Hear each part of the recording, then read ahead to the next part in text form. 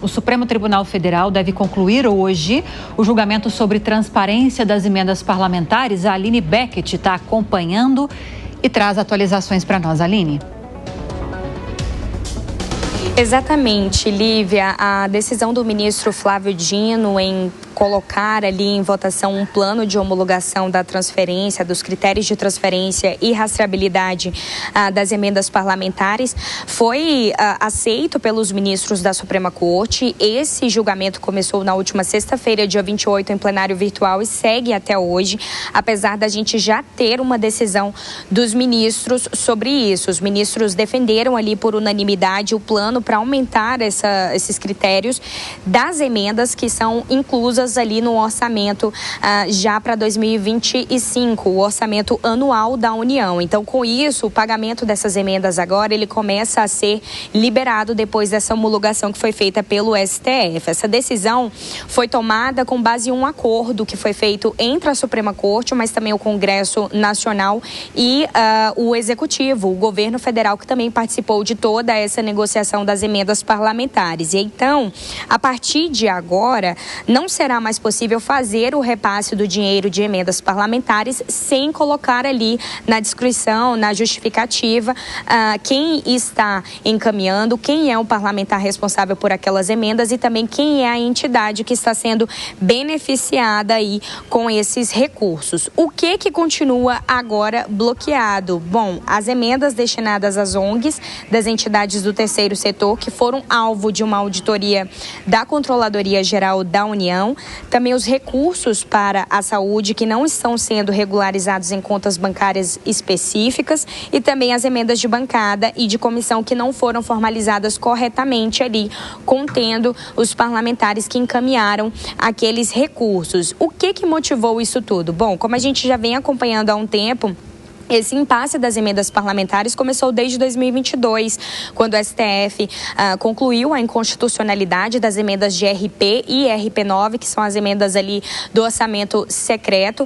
Então, o Congresso Nacional disse que iria aprovar uma resolução para que mudasse essas regras, editasse novas regras sobre as emendas parlamentares.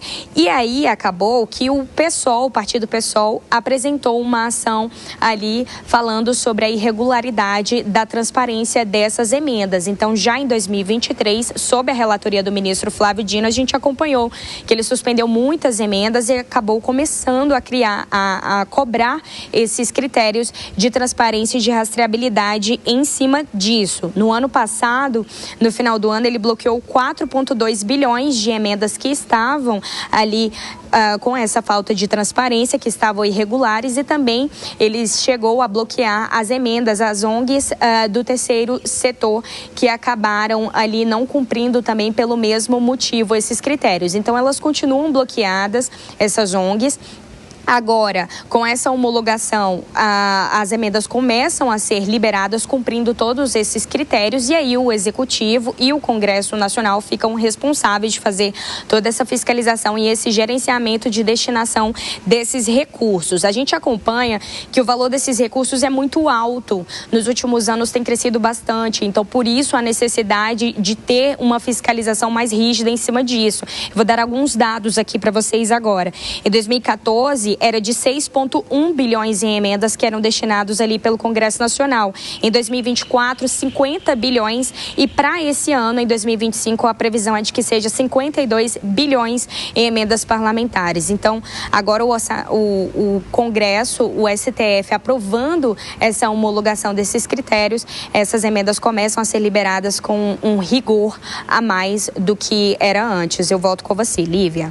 Obrigada, viu, Aline Beckett. Deise Ciocari, na ocasião em que Flávio Dino homologou esse plano de trabalho para a liberação do pagamento dessas emendas parlamentares, plano esse que foi já confirmado no Supremo Tribunal Federal pelos outros ministros, ele chegou a dizer que sim, que essas emendas vão continuar sendo acompanhadas agora ao longo de 2025 e para os próximos anos. E o debate vai continuar não só porque é preciso acompanhá-las, mas porque o volume de emendas pagas também é gigantesco e só vai aumentando.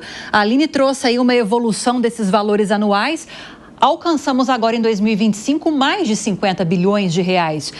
sendo que a prerrogativa de gestão do orçamento é do Executivo, no geral, pelo menos. Pois é, Lívia, de novo, assim, você tocou num ponto que é interessante aqui, porque essa necessidade de garantir a maioria no Congresso tem levado o governo a ampliar o uso das emendas parlamentares como ferramenta de negociação. Então, desde que assumiu o governo, o valor das emendas, ele só aumenta. E aí o que a gente vê é essa linha muito tênue entre governabilidade e cooptação política se tornando cada vez mais fina.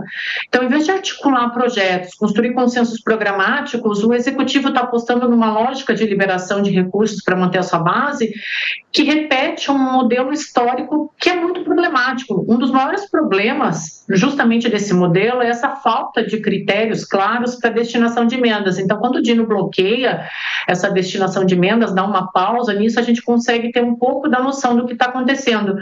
Mas, em vez de seguir uma lógica republicana de investimento baseado em necessidades concretas da população, os recursos acabam direcionados conforme os interesses dos líderes partidários e dos aliados estratégicos. Então, isso perpetua um sistema clientelista em que deputados e senadores acabam garantindo influência política quando eles controlam essa faixa expressiva do orçamento público sem qualquer tipo de transparência, ou sem um mínimo de transparência.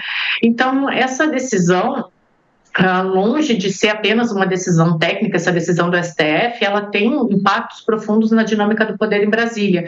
Se a política brasileira continuar refém desse modelo de liberação de emendas para garantir a governabilidade, a capacidade do governo de implementar reformas estruturais vai ser sempre condicionada a esses interesses paroquiais e pela lógica, de novo, de curto prazo. E quem acompanha aqui o Jornal da Manhã sabe o quanto a gente fala desse problema, principalmente em relação a esse último governo, de sempre pensar em curto prazo. O Brasil não consegue pensar para 4, 5 anos adiante.